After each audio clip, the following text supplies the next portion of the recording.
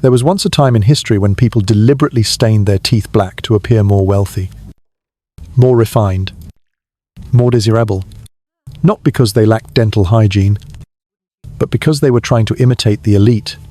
Welcome to the Elizabethan era, a golden age of poetry, empire, and opulence, where the English court dazzled the world with its theatre and ambition, and where, underneath the lace collars and powdered faces, something truly disturbing was rotting away. Literally. Between the years 1558 and 1603, under the reign of Queen Elizabeth I, England transformed itself into a cultural powerhouse, an island nation that began to expand its reach across the globe.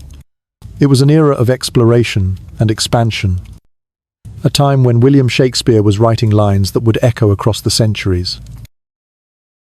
But if you were truly there, walking the cobbled streets of London, breathing in the air of plague and perfume, looking at the smiles of those in silk and velvet, you might not remember the poetry first. You might remember the teeth, black, crumbling, and stinking, flashing in every royal smile like an omen dressed in pearls. You see, sugar was the status symbol of the age, imported from faraway colonies at great cost. It was not just a food, but a fashion, an indulgence, a declaration of wealth. The richer you were, the more sugar you could afford, and the more extravagantly you used it. It wasn't just stirred into tea or baked into pies. In Elizabethan England, sugar was molded into intricate sculptures, coated fruits and vegetables, and was even rubbed onto the gums and teeth as a so-called health remedy. It was believed, in a stunning twist of irony, that sugar could prevent decay. So while the poor scraped their crusts of bread, the elite nibbled on sugar-paste roses and watched their teeth slowly blacken and fall from their mouths. Queen Elizabeth herself had a famously sweet tooth. She adored sugar cubes infused with rosewater, gingerbread, delicacies, and elaborate marzipan figures. Her love of sweets was so well known that it became a subject of whispers and satire even in her own lifetime. Behind the regal gowns and the iron rule of a monarch who never married, there was a woman whose mouth had become a battleground of rot and infection. But the most shocking part of this strange tale is not the Queen's teeth. It is what the rest of the country chose to do in response. Fashion, after all, follows power. And so, in an act that seems unfathomable today, those in the lower classes, unable to afford real sugar, began to blacken their teeth artificially, using soot, charcoal, or ink. A pristine white smile became a symbol of poverty. The darker your teeth, the more people assumed you were rich, well-fed, and close to court. Even if you lived in a damp alley and had never seen a sugar cube, you could smear your mouth with ash and walk with the confidence of nobility. This wasn't vanity. It was survival. A performance. A social camouflage in a world where appearance could mean the difference between opportunity and obscurity.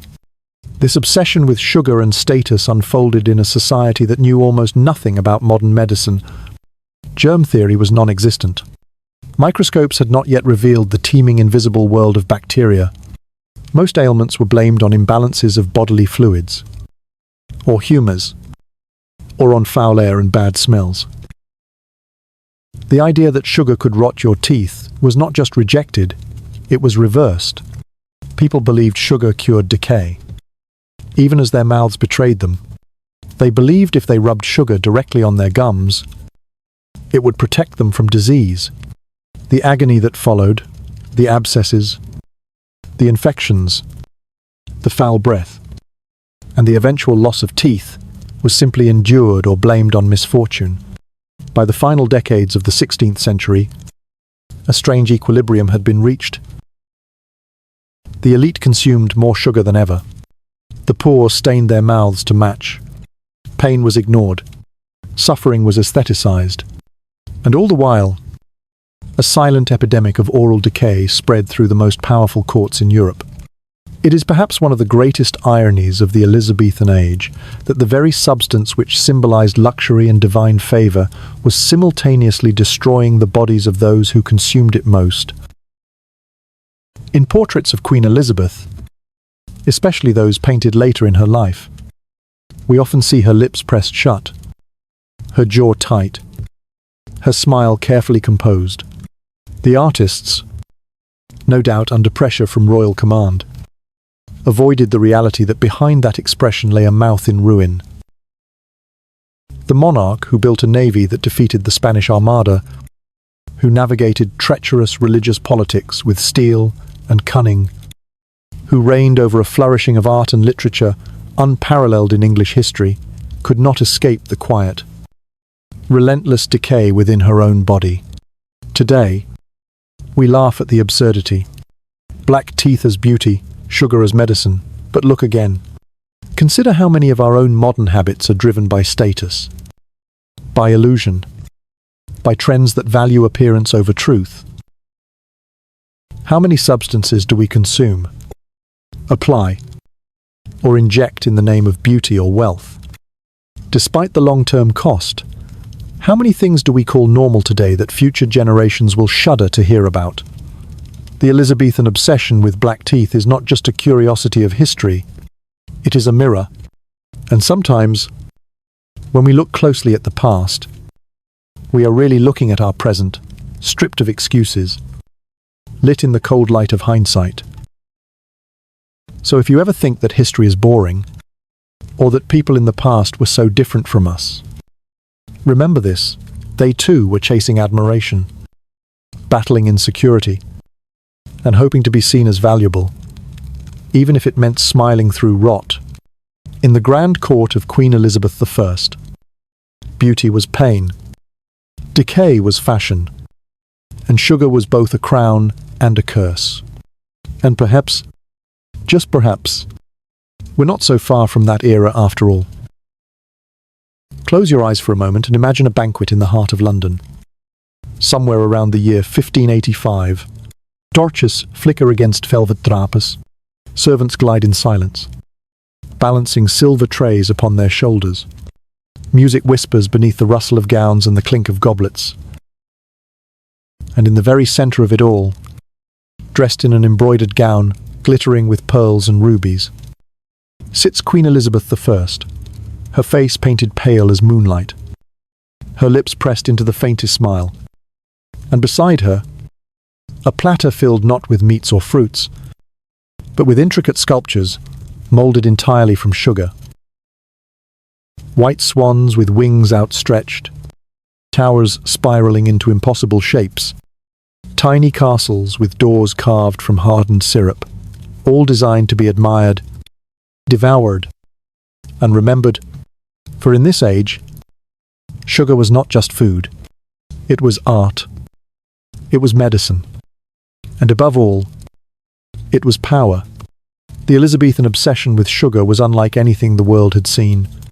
Imported from colonies far to the south, this crystalline gold was rare, expensive, and highly addictive. Only the rich could afford it, and the richer you were, the more you were expected to consume.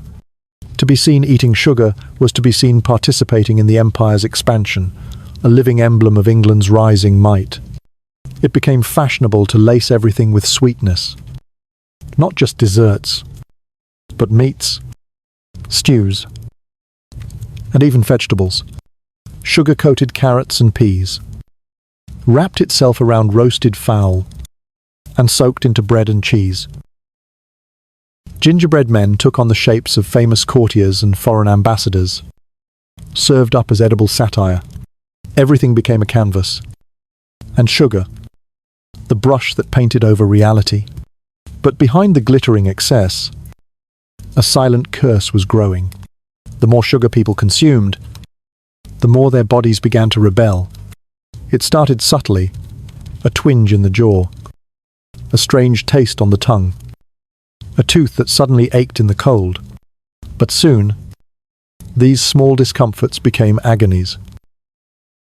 Teeth blackened and cracked. Gums blew. Breath grew foul. And still, the sugar flowed. No one stopped to ask why this was happening. No one made the connection. Instead, they blamed the air, the alignment of the stars, the bile in their stomachs, or the will of God. And they ate more. They rubbed sugar directly onto their gums, believing it would cleanse. They mixed it with herbs and powders, grinding it into pastes that were smeared across their mouths, in the name of protection. But it was never protection. It was decay, disguised as care. Queen Elizabeth herself was one of the most famous casualties of this cultural sugar fever. Her love for sweets was legendary, and her courtiers, eager to please, flooded her court with ever more elaborate sugary offerings. Documents from the time tell of entire banquet tables made from sugar, edible tablecloths, sugar bread loaves, and marzipan animals, too detailed to eat. In this world of confectionery artistry, restraint was a foreign concept, but the Queen paid a heavy price. Her teeth, according to multiple accounts, were blackened beyond repair. Some whispered that she had lost many of them. Others claimed she refused to open her mouth in public unless absolutely necessary. There are rumors of her being unable to speak clearly, or requiring softened foods, yet still demanding sweets, even as the pain deepened. And the Queen, in turn, became a strange sort of trendsetter. As her smile darkened, so too did the smiles of those who sought to imitate her. If black teeth were the hallmark of royalty, then the masses would not be left behind. Those too poor to afford actual sugar found other ways. They crushed soot and charcoal, smeared ashes along their molars, and stained their smiles with ink. In the mirror, they saw decay, but in society's eyes, they saw prestige. It did not matter that the smell was unbearable. It did not matter that mouths became riddled with sores, that infections spread silently through the bloodstream, or that entire generations lost their teeth before the age of 30. What mattered was perception, and perception demanded blackness. Even physicians, those gatekeepers of health, fell victim to this sweet delusion. The idea that sugar was medicinal was widespread and powerful. Some believed it could balance the humors. Others thought it purified the blood. Prescriptions from Elizabethan doctors include sugar mixed with vinegar for coughs, sugar dissolved in wine for fever, and sugar blended with herbs for wounds. It was placed on the tongue of infants and the lips of the dying. It was a blessing given before travel and a gift offered in mourning. It was the answer to everything, until it began answering back in the form of widespread dental collapse and mysterious deaths that no one could quite explain. And yet, even as people fell ill, or teeth fell out, and as agony spread like mold behind closed lips, the nation refused to change. Instead, the response was denial. Artists painted courtly portraits with mouths delicately closed. Writers praised the Queen's grace without mentioning her voice. Poets sang of rosewater and honey, while servants scrubbed blood from the pillows of noble women who could no longer eat solid food. The truth was too uncomfortable. The sweet rot had become part of the national identity, a flavour so intoxicating that to question it was to question the very essence of English greatness. It is tempting to look back on this era and shake our heads. How foolish they were, we might say, to worship a substance that destroyed them. But history is not a gallery of distant errors. It is a mirror, and sometimes it reflects too clearly.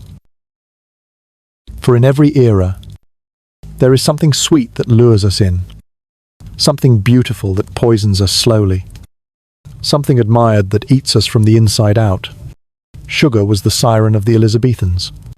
It sang to them through the clatter of banquet halls and the whispers of the royal court, and they followed. willingly, into the dark.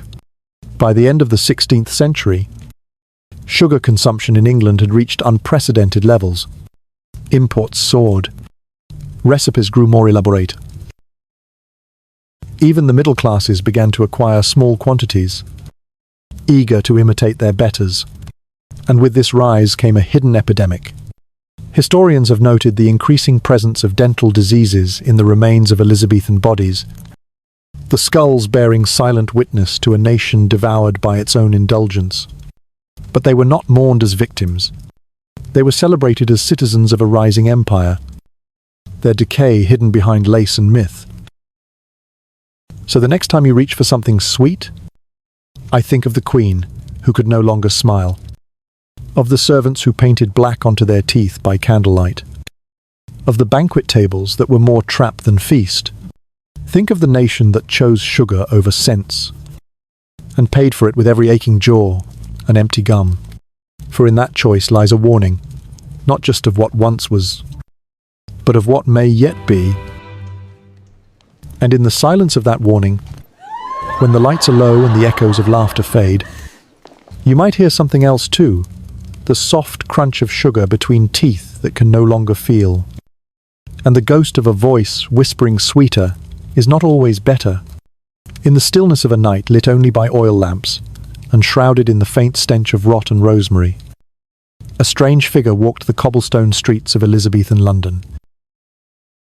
He wore a long, dark cloak that dragged slightly behind him, damp from the mist, and in place of a human face, a beaked mask pointed forward, curved and sharp like a bird of ill omen. His steps were deliberate, his gloved hands holding a cane, not for balance, but for distance.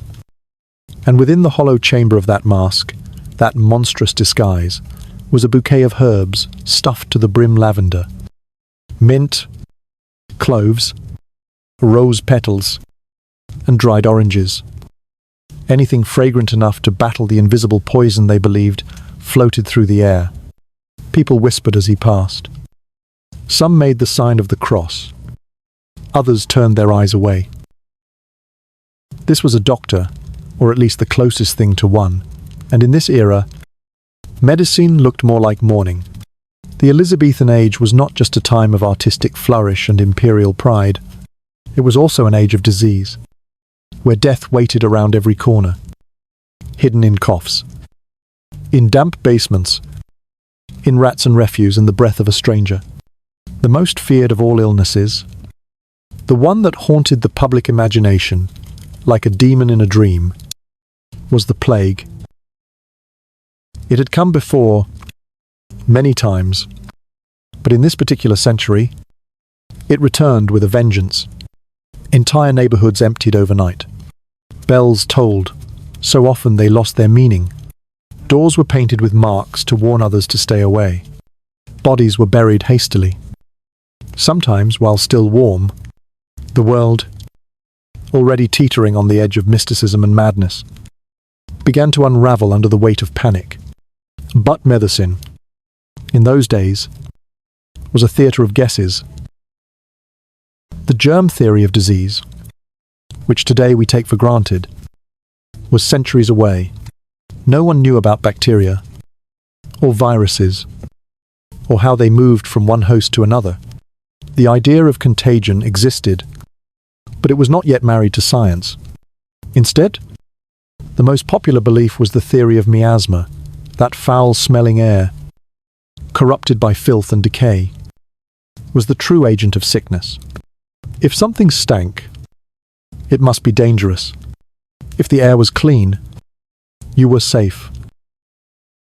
And so the beaked mask was born, a bizarre and terrifying invention rooted in both hope and fear. The long nose of the mask, designed not for intimidation but for filtration, was filled with strong-smelling herbs to purify the air before it reached the lungs. It was a walking incense burner, a mobile shrine against infection. The rest of the outfit was no less strange. The physicians who treated plague victims, often reluctantly, often under compulsion, wore waxed overcoats, made of leather or thick cloth, gloves, boots, and wide-brimmed hats. Their eyes were shielded behind glass lenses, and many carried canes or rods to poke at patients, to lift sheets, or to test pulses without touching flesh. They looked like something out of a bad dream, part priest, part butcher, part bird. And to see one enter your home was both a sign of hope and a sentence of doom, for they only came when someone was already sick. And more often than not, they left behind only silence. Inside the homes they visited, chaos regned. The plague struck fast and cruelly. One day you were coughing. The next, you were bleeding from your gums, vomiting black fluid, or covered in painful swellings the size of eggs. The dreaded buboes. No one could predict who would survive. Children died within hours. Strong men collapsed in the street. Mothers watched helplessly as fevers devoured their families. And all the while, the beaked doctors moved from room to room, muttering prayers and prescriptions, applying remedies that did more harm than good. Some bled their patients with knives, believing it would release the illness. Others bathed them in vinegar, or smoked the rooms with burning sulfur. None of it worked, but to do nothing felt like surrender. And so they did what they could, even if what they could was almost nothing. Behind the mask, the doctor himself often trembled. They were not immune. Many died alongside those they treated. The suit offered little real protection, but it gave the illusion of control. And in a time where disease moved faster than thought, illusion was a precious thing. The mask, in particular, became a kind of armor for the mind, not just filtering the air, but hiding the face, the fear, the helplessness. It created a character, a role to play. The doctor became the crow, the one who could walk through the valley of death and emerge untouched. And as long as the mask stayed on, perhaps they believed it too. In the streets, children imitated the shape with twisted rags and paper beaks. Stories spread of doctors who never removed their masks, even to eat or sleep. Some said they began to dream in the voice of the bird, forgetting their own names. Others claimed the plague had not just infected the body, but the soul, that to wear the beak too long was to become something else entirely, whether myth or metaphor. The idea lingered. The beak, once a tool, became a symbol, and the symbol took on a life of its own. By the end of the 17th century, the costume began to vanish. As science advanced and sanitation improved, the miasma theory gave way to more accurate understandings. The mask was put away, the herbs removed, the cloak folded and stored, but its image remained. Today, it haunts festivals and horror films. It stares from paintings and masks sold in Venice. It appears in nightmares and television shows. And though we no longer believe in bad air, we understand, perhaps more than we care to admit, the need to believe in something.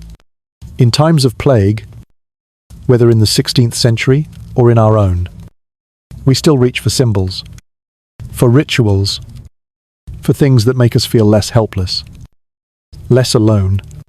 The beak, grotesque as it was, served that purpose. It is easy to mock the past, to see in their fears a lack of knowledge, a deficit of reason. But beneath the mask was a person not so different from you or me, someone who wanted to live, someone who wanted to help, someone who didn't know what else to do, but did it anyway. And perhaps, in that, there is something worth honoring. So the next time you see the image of the plague doctor, beaked and black, standing like a shadow at the edge of history, don't just see the strangeness, see the desperation, see the courage, see the sorrow.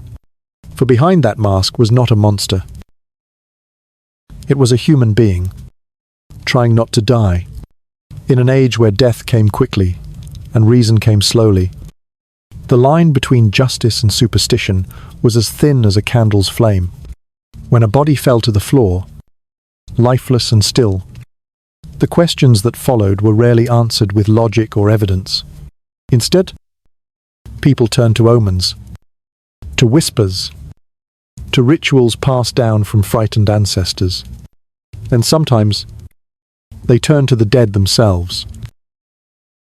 It was believed in the Elizabethan era, as it had been for centuries before, that the dead were not entirely dead.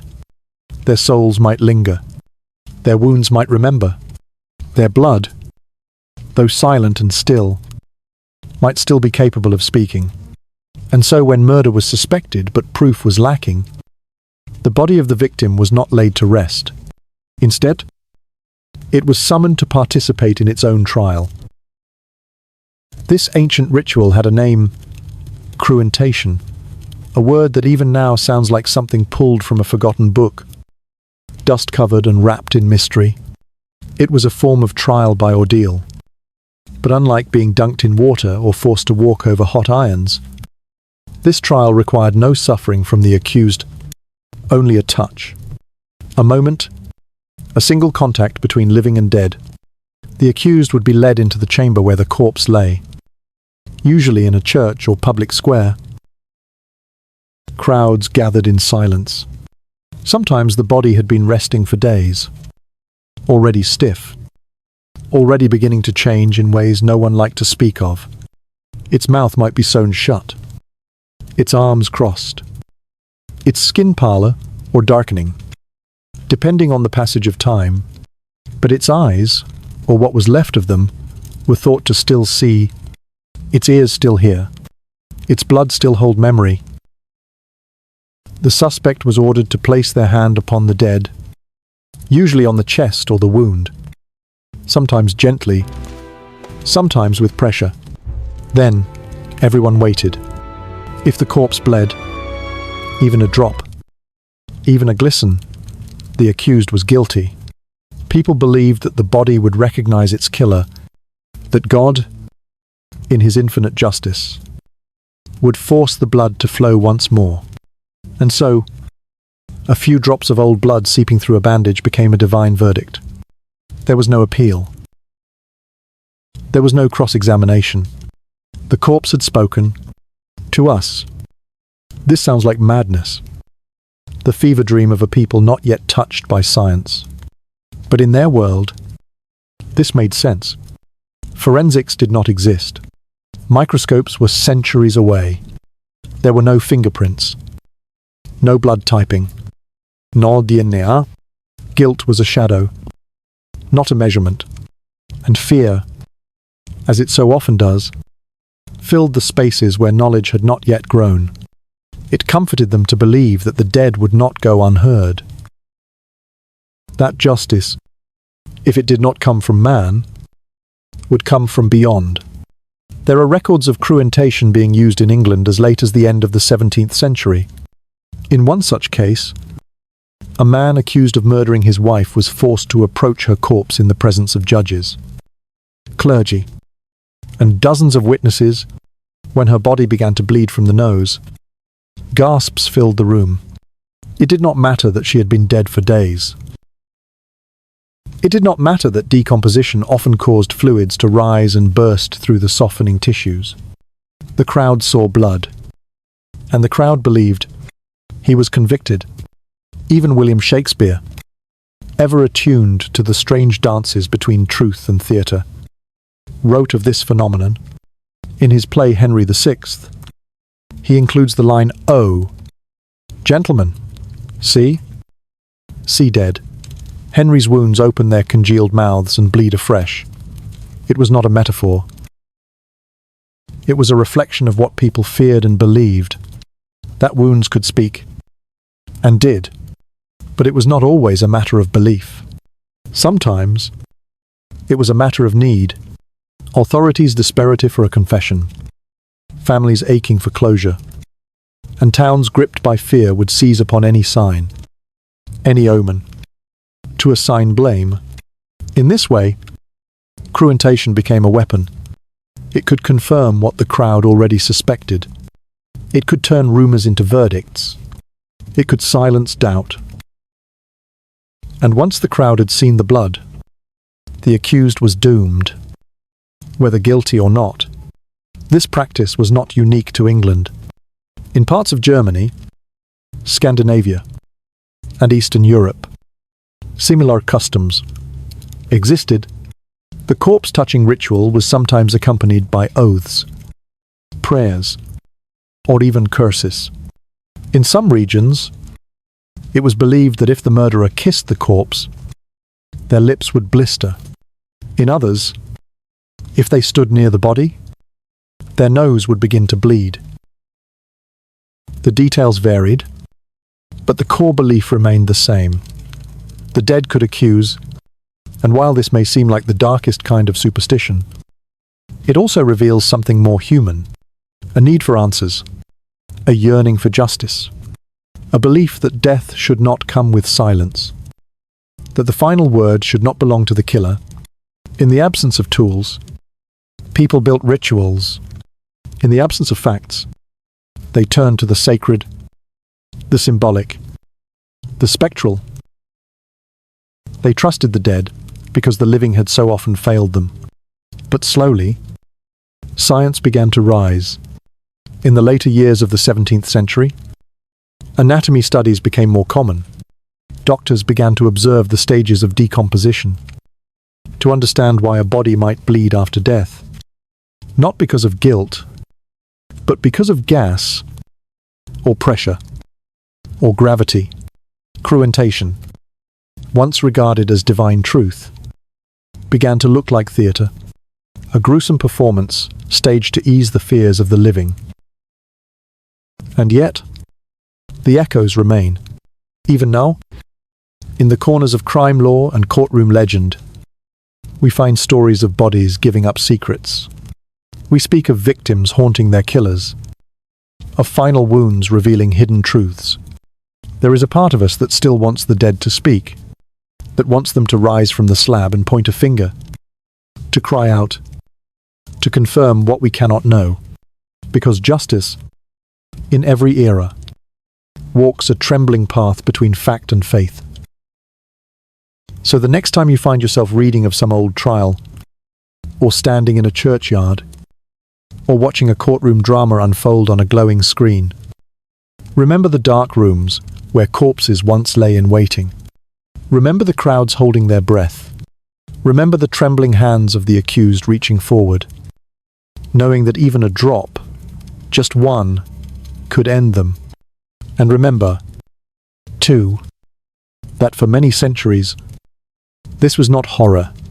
This was hope. Hope that the dead would not be forgotten. Hope that guilt could be proven. Hope that truth, however strange, would find its way to the surface, even if it had to be dragged from a wound. She was kind to you once. She brought you herbs when you had fever, made tea that smelled like wildflowers, and soothed your mother's coughing fits. Her garden always bloomed before the others, even in cold springs.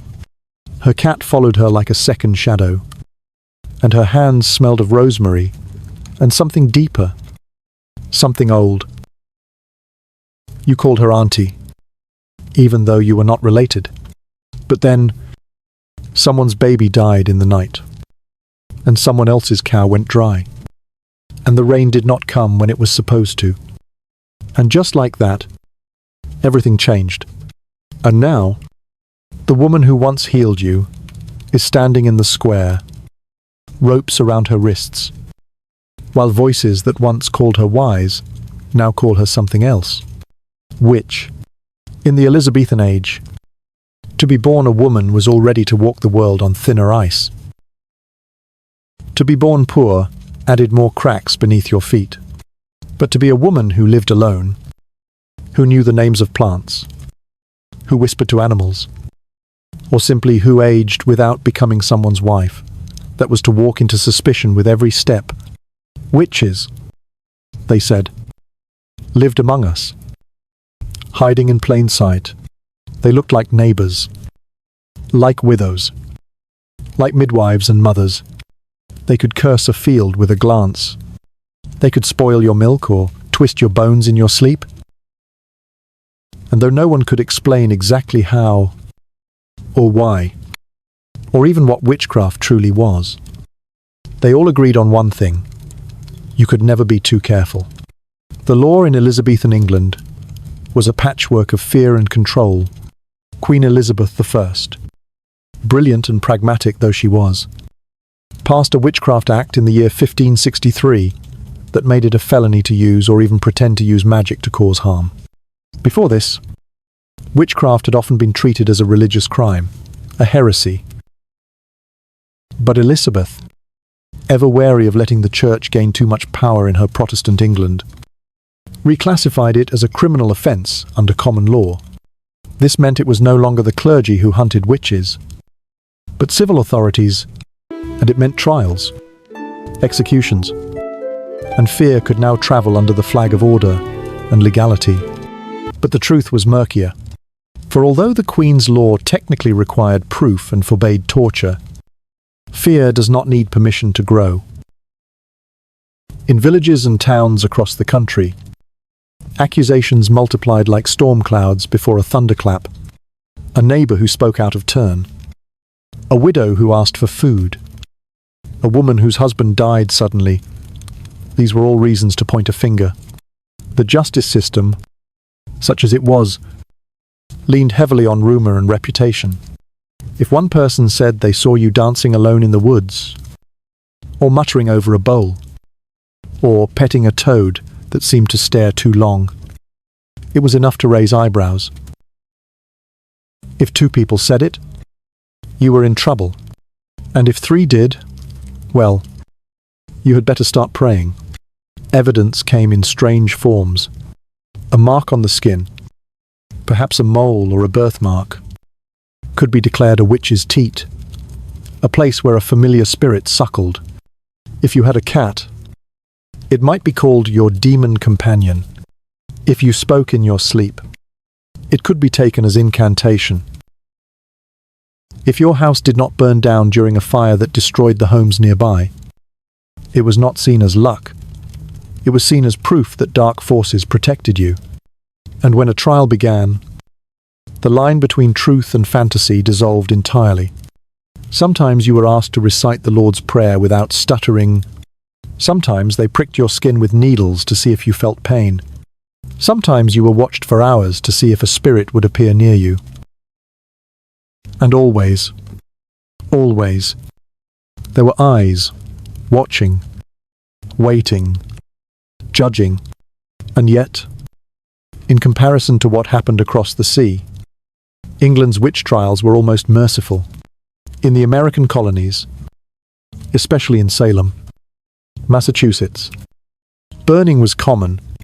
In Catholic parts of Europe, torture was routine, and confessions were extracted in agony. But Queen Elizabeth forbade the use of torture in witchcraft trials, and witches in England were more often hanged than burned. This was not because the English were less afraid.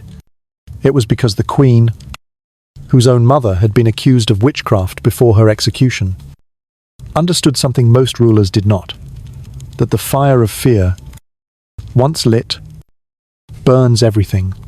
Anne Boleyn, the mother of Elizabeth I, had been executed under charges of treason and adultery, but whispers of witchcraft clung to her like smoke long after her death.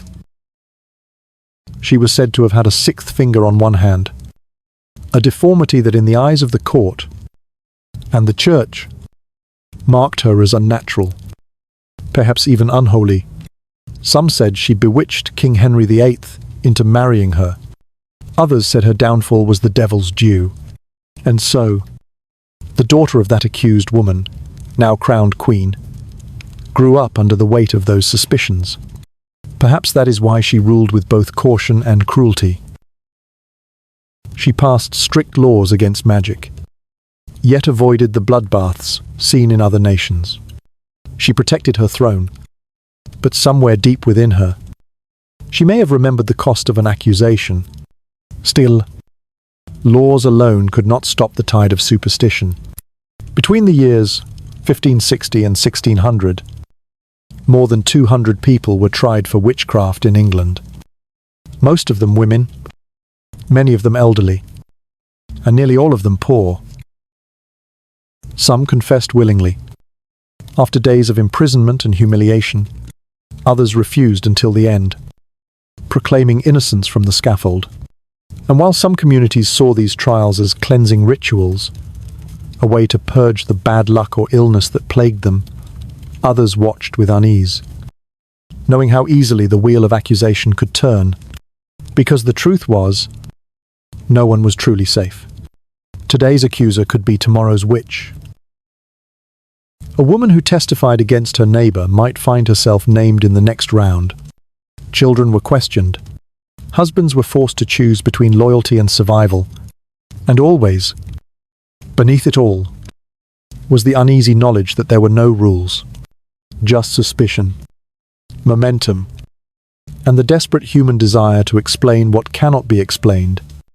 And yet, even within this darkness, there were glimmers of resistance. Some judge demanded real proof. Some juries refused to convict. And as the century turned, and new ideas began to stir in the minds of scholars and physicians, the old stories of spells and hexes started to lose their power. Slowly, painfully, the world began to change. But for those who had already been condemned, the change came too late. So tonight, when the wind rustles the trees and the candle flickers low, I think of the women who once walked those narrow village lanes, gathering herbs in silence. Think of the old woman with the crooked back and the warm smile who cured your fever. Think of the midwife, the widow, the mother, the healer, the witch next door, and remember, she wasn't evil, she was just inconvenient. And in some eras, that was enough. There is a scent that belongs to death, one you cannot truly describe, but you recognize when it comes. It is not just rot, not just damp or decay, but something deeper, more ancient, the scent of endings. And yet, in the Elizabethan world, when that scent began to rise from gutters and doorways and unwashed clothes, people did not run. They lit candles of lavender and stuffed their pockets with crushed herbs. They hung oranges, pierced with cloves from their ceilings, and tied rosemary into bunches beneath their beds. They reached not for medicine, not for understanding, but for perfume, because when the plague returned, and it always returned, England chose to mask its fear in fragrance. They called it the Black Death, though by the time Queen Elizabeth I ruled, the term was spoken in hushed tones. It had already taken millions in the 14th century. Entire towns were left with no one to bury the dead. And yet, it did not die. It merely waited. It slipped between decades, quiet and cruel. And when it returned in the 16th century, it found a new world with old ideas. Elizabethans, for all their art and poetry and progress, still believed that disease floated in the air like fog. They called it miasma, foul air, born of waste and sin, rising from rivers and corpses and unwashed bodies. It was not an idea, it was law, woven into the very fabric of how people understood their own survival. So when the plague returned in wave after wave, first in the year 1563, again in 1593, and then again in the early years of the 17th century, the people of London responded not with isolation or science, but with ritual. The wealthy fled the cities for the countryside, abandoning their homes and servants. Those who remained locked their doors and burned herbs in every corner of their rooms. Children were made to wear necklaces of garlic or mint. Letters were sprinkled with vinegar. Coins were dunked in oil before being exchanged. The sick were boarded up in their homes, marked with red paint, and left to either recover or rot. whichever came first, and walking through it all, like shadows made flesh, were the plague doctors, their beaked masks stuffed with dried flowers, their robes coated in wax, their canes tapping the earth like the ticking of a slow and merciless clock. The perfumes, in truth, did nothing. The plague came not through air, but through fleas, tiny, biting things that rode upon rats and clothes and skin. But the people did not know that. They only knew the smell of it, the reek of the sick room, the breath of the dying, the stench of bodies piled in haste and buried too shallow. And so they fought smell with smell. They crushed juniper and thyme into satchels. They painted walls with oils. They boiled vinegar with wormwood and called it protection. Some carried pomanders, small orbs of silver or gold, filled with fragrant paste, swinging them before their faces like incense before an altar.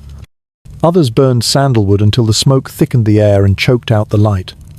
They drowned their fear in sweetness, as though if death could not be smelled, it could not be real. There were stories, too, as there always are, tales of those who survived only because they lived beside lavender fields. Tales of healers who whispered charms over rosewater and poured it into wounds.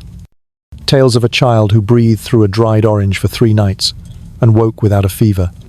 These stories wove themselves into memory, not because they were true, but because they gave shape to chaos. In a world without vaccines or understanding, belief was a kind of survival, and belief shaped behavior. Streets were swept less out of sanitation and more to keep the air from turning foul. Churches burned incense not only for God, but for the congregation's lungs. Perfumers became respected, even revered. A good scent was not a luxury, it was protection.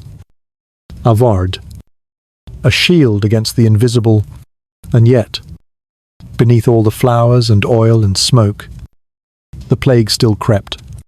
It moved between lovers in the quiet of night. It clung to blankets and hair. It stole into homes where windows were sealed, and prayers were whispered and perfume dripped from every beam. But perhaps the most tragic part of this era was not the ignorance. It was the performance, the great, collective refusal to acknowledge that sometimes death comes dressed beautifully. The plague wore perfume not just because people feared its scent, but because they could not bear the truth of it. It was easier to imagine that the world could be made safe with spices than to admit how fragile they were. It was easier to believe that cinnamon and sage could protect a child than to face the silence after the coughing stopped. So they danced, as people always do in the face of fear. They filled the air with sweetness and held their noses high and told themselves they were clean. In the palace, even Queen Elizabeth was not untouched. During outbreaks, she isolated herself, surrounded by doctors and astrologers and advisors. Her chambers were fumigated, her letters sealed with vinegar. And yet, even she would have known the truth, that all the perfumes in her kingdom could not stop what moved in the shadow. And perhaps she, more than anyone, understood the power of appearance. For just as she had blackened her teeth to hide decay, so too did the country perfume its grief to hide despair. And what of the doctors, those strange, beaked figures who walked among the sick like nightmares? Their perfume was not just protection, but denial.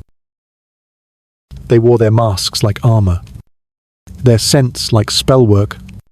They believed, or pretended to believe, that if the stench of death could be masked, its power could be broken. But it could not. They, too, fell ill. They, too, died. Their herbs dried in the sun, while the fleas kept biting. In time, the miasma theory would fall away. Scientists would learn about bacteria. Plague would become a word in history books rather than a whisper on every street. But the habit of perfuming fear, of covering horror with sweetness, never truly left. Even today, We light candles in hospitals. We spray air fresheners in rooms where grief lingers. We bottle scents that promise clean and pure, as though they could scrub away sorrow. We still want to believe that if it smells good, it must be safe. That perfume can protect us.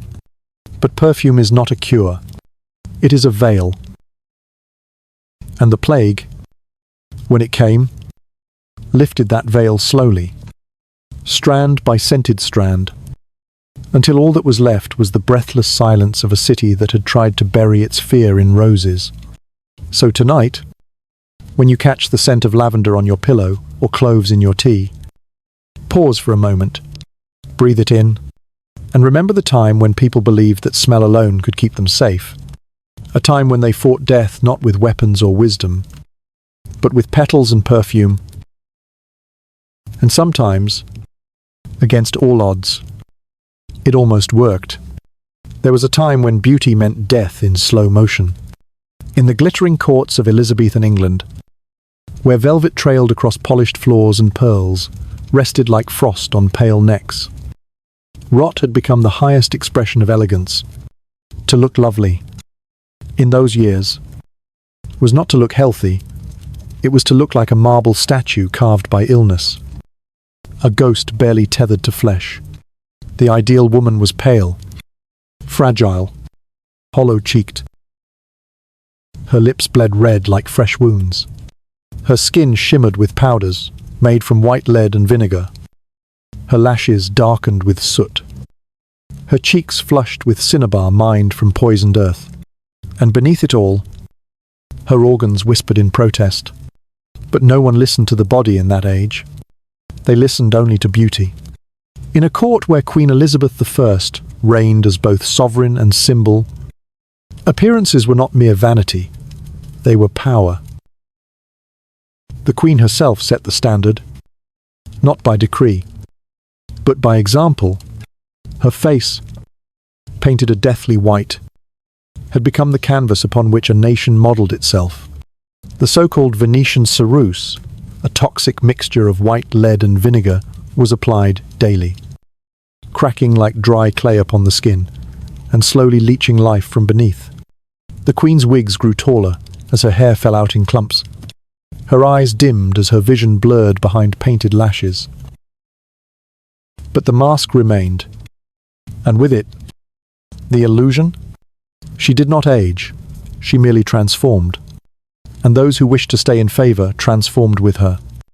In every noble household, girls learned early how to paint pain into perfection. They were taught not just how to apply cosmetics, but how to suffer them silently. A rash was expected. Burning skin meant the powder was working.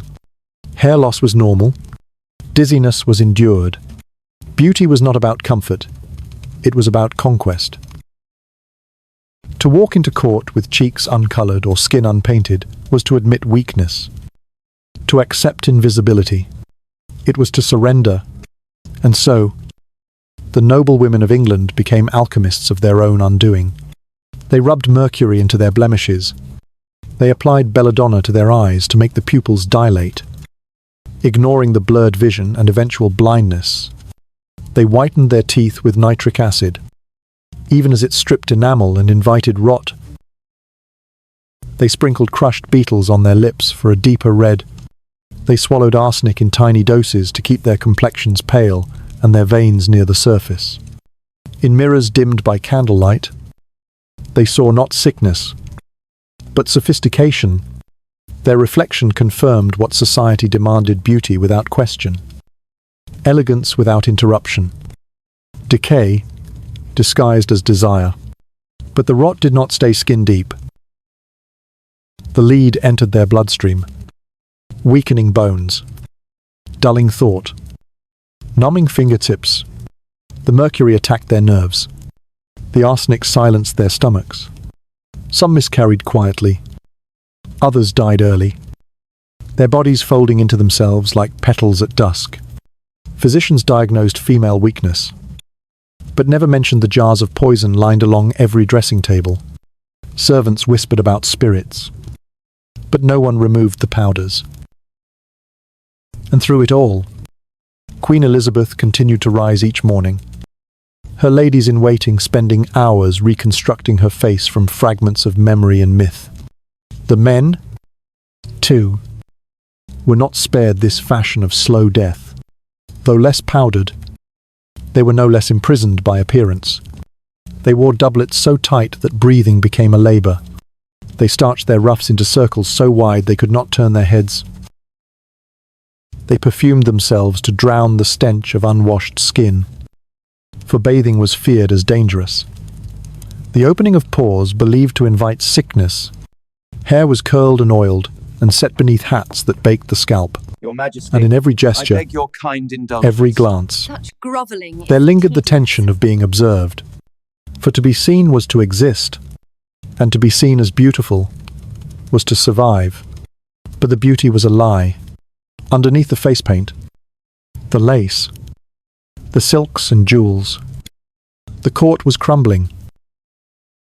Skin blistered beneath powders, gums bled beneath lipstick, and still they smiled.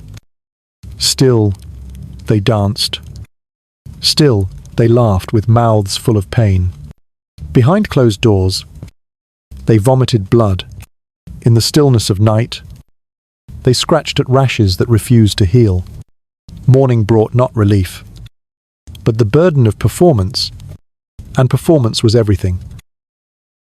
Because in a world where life was uncertain, where plague crept through the streets and accusations of witchcraft could destroy a household, the appearance became a shield.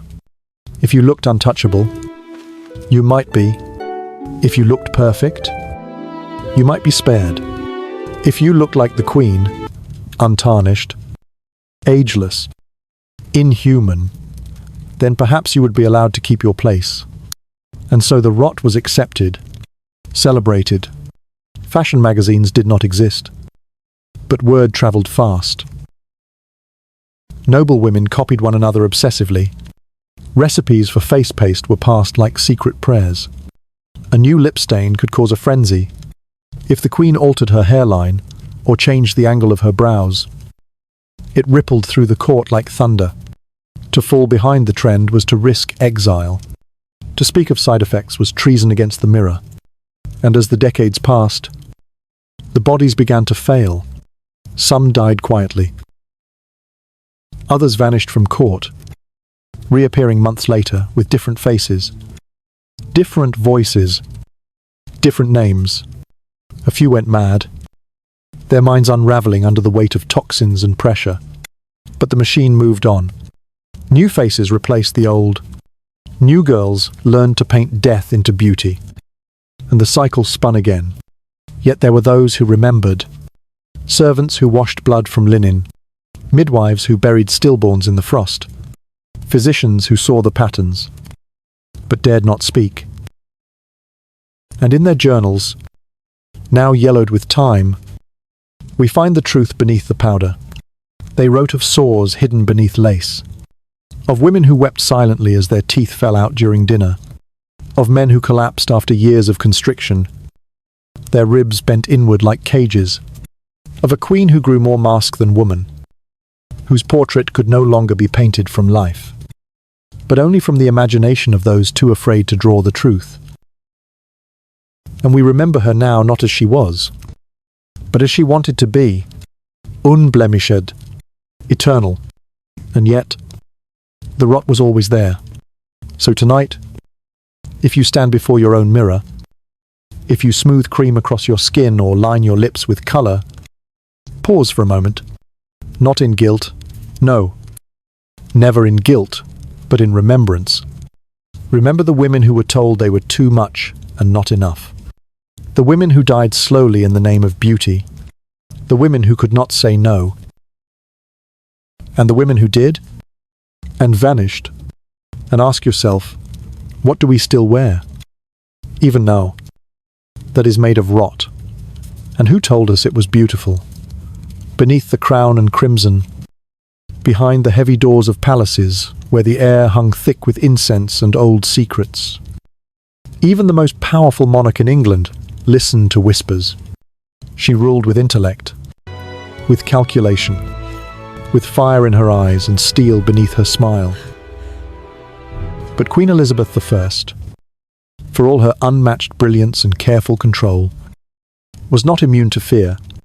Not the fear of swords or rebellion or betrayal, though those surely kept her from sleep, but a quieter fear, older than law, older than books, older even than kings. The fear of what could not be explained, the fear of the invisible, the fear of what might be moving, unseen, just beyond the veil of reason. It would be easy to imagine that a ruler like Elizabeth, raised in the finest halls, educated in Latin and Greek, fluent in politics and statecraft, would scorn superstition, that she, who had survived palace intrigue and the axe that fell upon her mother's neck, would trust only fact and strategy. But the Elizabethan world was not built on fact alone. It was stitched together with folklore, prophecy, omen, and astrology. And at its centre stood a queen, whose very throne was surrounded not just by courtiers and ambassadors, but by symbols, charms, relics, and rites designed to hold back the dark. The Tudor dynasty had always lived beneath the weight of prophecy. From the moment Henry VII seized the crown on Bosworth Field, every monarch in his line had sought signs that heaven approved. That fate was on their side. Elizabeth inherited not just a crown, but a kingdom laced with belief in portents and divine favour. The people looked to eclipses, to comets, to the cries of animals in the night. A sudden wind on a feast day might mean war. A child born with a mark on its skin could be a warning. And in that world, a ruler who ignored such things did so at her peril. And so, Elizabeth watched the stars. She consulted astrologers, not in secret, but openly, officially. Men like John Dee, brilliant and mysterious, became trusted figures at court. Dee was more than a scholar. He was a man who blurred the line between science and sorcery. He cast horoscopes not just for individuals, but for the entire nation. He advised on auspicious dates for coronations, treaties, and royal appearances. And Elizabeth listened. She valued his numbers, his symbols, his readings. For in his calculations, she saw not weakness, but confirmation, a mirror of divine destiny reflecting back the image she had been raised to believe was true, that she had been chosen. John Dee believed the heavens could be read like scripture, that the angles of planets, the paths of stars, were not random but purposeful. And Elizabeth, who had been born under suspicion and grown up in the shadow of execution, found in his charts a reassurance that her path was written in the skies. It was not foolishness. It was armor. But the stars were only one part of the Queen's private fortress of belief. She surrounded herself with relics, talismans, and charms. Some known, some hidden.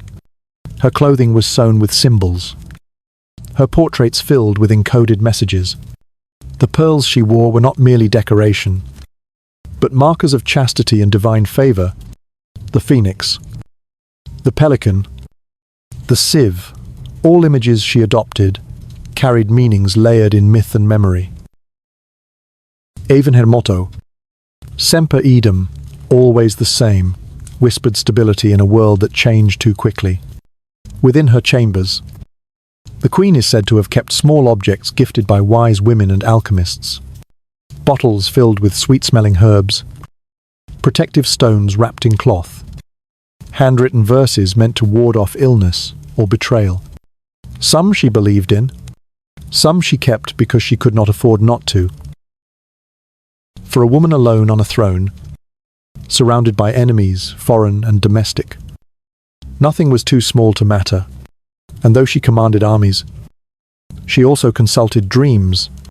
It is written that Elizabeth occasionally delayed meetings or travel due to omens, birds flying the wrong direction, a mirror broken by accident, a servant who dropped a tray while delivering supper. These moments, minor to others, were noted by the Queen, not always obeyed, but never dismissed outright. Because in her world, fate was a living thing, capricious and watching, and to tempt it was dangerous. But this crown of superstition was not worn only by Elizabeth. Her people, too, believed. They believed in the royal touch, the idea that the monarch could heal scrofula, a disease of the lymph nodes, simply by laying hands upon the sick. Hundreds gathered to be touched by Elizabeth, to receive the small gold coin, the angel, pressed into their hands as a token of divine power. Whether it cured them or not was secondary. The belief itself was the medicine. They believed in the Queen's connection to the land, that as long as she lived and reigned, England would be protected, that her body was the health of the nation, that her image, carried in lockets and carved into coins, could guard crops and babies and ships at sea. They believed, too, in her purity, not just as a woman, but as a symbol. Her virginity was mythologized beyond the physical. It became spiritual, sacred, a sign that she belonged not to any man, but to England itself. And what is superstition, if not the turning of flesh into meaning? The Queen leaned into this. She crafted herself into a living emblem, a secular saint, and in doing so, she blurred the line between monarch and myth. She was not just ruler by law, she was ruler by symbol. Her reign became prophecy fulfilled. And yet, behind the pageantry and power, behind the calculated poise and public strength, one wonders what Elizabeth felt in the quiet hours. Did she ever doubt? Did she ever fear the dreams that came unbidden? Did she, alone in her chamber, feel the weight of charms that no longer worked? For the world outside her palace was filled with fire and shadow. Witches were hunted in her name. Plague slipped under doors. Enemy plotted. Friends vanished. And through it all, she held her head high, her face white as death, her eyes never blinking. But superstition does not prevent endings, it only delays them.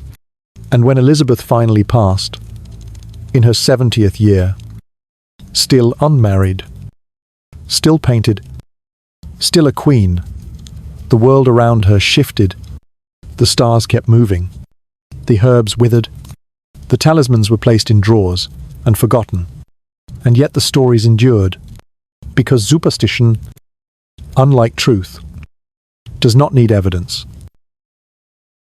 It needs only memory. So tonight, if you feel something you cannot name, if a crow lands on your windowsill, or the wind changes just before midnight, or you wake from a dream that seems heavier than the air itself, remember the Queen who once ruled the world with lace and belief, who built her reign not just with laws and letters, but with signs and symbols and stars. And remember this, too, sometimes the most powerful person in the world still carries a charm in her pocket, just in case. And now, the candles have burned low. The courtiers have gone quiet. The halls no longer echo with the rustle of silks or the clicking of heels across stone. The great tapestries still hang, but the colours have faded, and the faces within them, once gods in flesh, once terrifying in power, now seem almost tired. The Elizabethan era, in all its golden reputation, has finally slipped into sleep. And as we look back at what was worn, what was whispered, what was done in the name of beauty, survival, and control, we begin to see it for what it truly was. An age where fear wore many faces, some powdered, some painted beria, some crowned. Fear was everywhere in Elizabethan England. It walked in lace. It laughed behind fans. It bowed in court and sang in the streets. It infected how people dressed, how they prayed, how they punished, and how they loved. But unlike the fear we know today, often loud, frantic, and messy, theirs was rehearsed, ritualized, disguised as elegance. They learned to choreograph it, like a court dance, always in time, always in step, because to stumble was to be seen, and to be seen too clearly was to be destroyed. They feared the rot in their mouths, so they turned it into fashion. They feared illness, so they wrapped themselves in leather and beaks and perfume. They feared women who did not belong to men, so they called them witches. They feared the body, so they laced it, powdered it, burned it. They feared the poor, so they locked them out. They feared the plague, so they blamed the wind. And most of all, they feared the silence that followed truth, so they filled it with superstition, law, illusion, and gold. But what is most haunting is not that they were afraid. It is that they built a world on top of that fear and called it order. They made art out of it, great, glorious art. Shakespeare wrote of kings and omens, ghosts and madness. Painters cloaked their subjects in beauty, even as their skin broke beneath poison. Musicians composed melodies that were played while people died in locked houses. And through it all, the fear remained, the quiet engine of the era. And yet, despite everything, they lived, they endured, they fell in love. Even as death passed outside the window, they held hands, they watched plays, they danced, they celebrated births, and mourned their dead, and still had the courage to hope for something better. Because fear, while it can deform a culture, can also bind its people together in fierce, defiant tenderness. It can make laughter sharper, love deeper, and life more luminous, especially when it is lived just beyond the reach of understanding. Queen Elizabeth herself was the perfect mirror of her age, brilliant, unknowable, draped in symbolism, untouchable and yet deeply human. She ruled a nation trembling under layers of custom and belief, and whether she was led by logic or prophecy, by statecraft or superstition, she never let them see her doubt. And for that, she became eternal, not because she was fearless, but because she mastered the theatre of fear better than anyone who came before her. And now, Century la Terre, we are the ones who sit in the audience, watching the play again. We read about the beaked doctors and blackened teeth, about witches hanged and corpses bled for truth, about poisons worn like perfume and faith stitched into silk. And we shake our heads, not at their foolishness, but at the terrible brilliance of it all, because deep down, we recognize the pattern. We still cover fear in ritual. We still call pain beautiful. We still hold on to symbols when facts fail us. The costumes have changed. The masks are different, but the dance continues. So tonight, as you lie beneath the weight of your own century, with its glowing screens and echo chambers, its miracles and monsters, let the past speak softly. Let it remind you that fear is not failure, that even in a world bound by rot and myth and silence, people still found ways to create, to endure, and to dream. Let the memory of that era, grotesque, gilded, and gasping, rock you gently into sleep. And remember, sometimes the most terrifying ages leave behind the most beautiful shadows, because long after the fear has faded, the fashion remains.